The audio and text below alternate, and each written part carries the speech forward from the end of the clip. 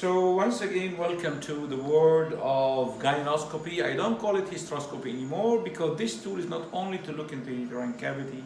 You can look into the vagina in the office, examine the vagina. Vaginoscopy, in my term, means endoscopic examination of the vaginal canal, all the walls and even the cervix, the ectocervix, the vaginal fornices, and also the endocervix.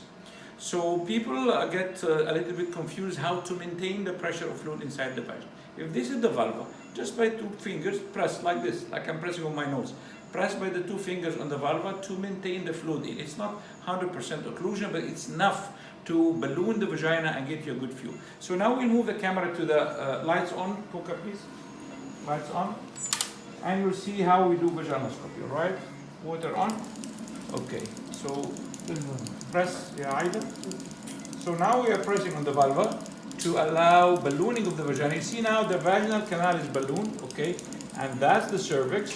So let me show you what does it mean vaginoscopy. That's vaginoscopy. This is the lateral vaginal wall, and rotate the light cable to see the posterior vaginal wall. Okay, that's the posterior fornix. This white line, if you stab here, you are in between the 2 uterosacral ligament. Again, you see the rotating mark, which means that I'm rotating the light cable. This is the other lateral vaginal wall. You can see some evidence, clear evidence of lateral cervical tear. You see here the fibrosis, and nearly there is no fornix, it's very shallow, and that fibrosis is because of an old standing, maybe obstetric trauma. Also on the other side, so it's a bilateral cervical tear. And okay, thank you, my junior. That's an Abuthian cyst here. That's the stratified squamous epithelium, columnar epithelium, and the transformation zone. That's an hypertrophy of the endocervix and ectropion. All these phenomena you can see it better by vaginoscopy, not by putting a cascospectrum. And then we go in. Give a time for clearing the cervical mucus. Okay. Okay. There's a lot of cervical mucus and blood coming from inside. So don't go directly inside the cavity. You will see nothing. The mucus will make the camera foggy and you'll not be able to identify anything. You see the mucus is squeezed from here, from endocervical glands, from this part, okay? شكله نيش. شكله نيش, yes. شكرا يا يحيى. So this is a perfect view. Look at that. That's a C-section scar niche. One more thing I want to highlight about wrong practice. I don't call it wrong because all of us are doing it. That's the endocervix, okay?